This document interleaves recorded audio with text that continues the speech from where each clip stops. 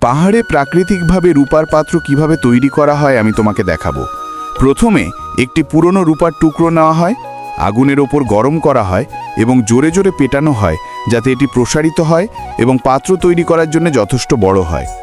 তারপর এটি একটি ছাঁচে রেখে প্রান্তগুলি পেটানো হয় যাতে পাতলা রূপা সহজেই একটি বাটির আকারে বাঁকতে পারে। এখন এটি আবার আগুনের ওপর গরম করা হয় এবং এটিকে তার আসল আকার দেওয়ার প্রক্রিয়া শুরু হয়। প্রথমে একটি বর্গাকার হাতিয়ারে হাতুড়ি দিয়ে একটি থুতুনি তৈরি করা হয় যাতে চা বা জল সহজেই এর মধ্যে দিয়ে ঢেলে দেওয়া যায়। নিচের অংশটিও সমান করা হয়। দুটি পাতলা রিং, একটি ঢাকনা, একটি হাতল এবং একটি হুকও তৈরি করা হয়। তারপর ঢাকনা এবং হাতল ছাড়া বাকি সব কিছু আঠা দিয়ে কেটলির সাথে আঠা দিয়ে আটকানো হয়। এটি কোনো সাধারণ আঠা নয়, এতে লোহার মতো কণা থাকে যা গরম করলে গলে যায় এবং পাত্রটিকে পাত্রের সাথে শক্তভাবে আঠালো করে।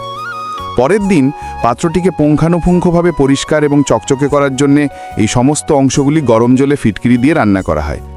এখন এই চকচকে পাত্রগুলিতে বিভিন্ন সুন্দর নকশা তৈরি করা হয় যাতে সেগুলি আরও আকর্ষণীয় হয়।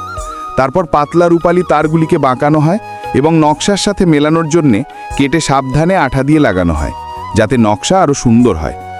এরপরে সবচেয়ে উত্তেজনাপূর্ণ প্রক্রিয়া শুরু হয়।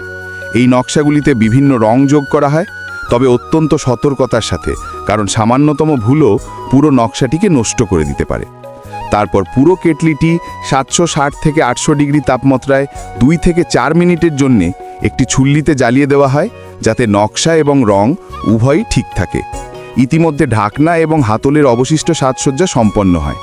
কেটলিটি চুল্লি থেকে বেরিয়ে আসার পর দেখুন আমাদের সুন্দর চকচকে রূপালি কেটলি প্রস্তুত, যা গরম চা বা জল পান করাকে আনন্দদায়ক করে তোলে। তাহলে আমাদের বলুন, আপনি আপনার বাড়িতে কোন ধরনের পাত্র ব্যবহার করেন?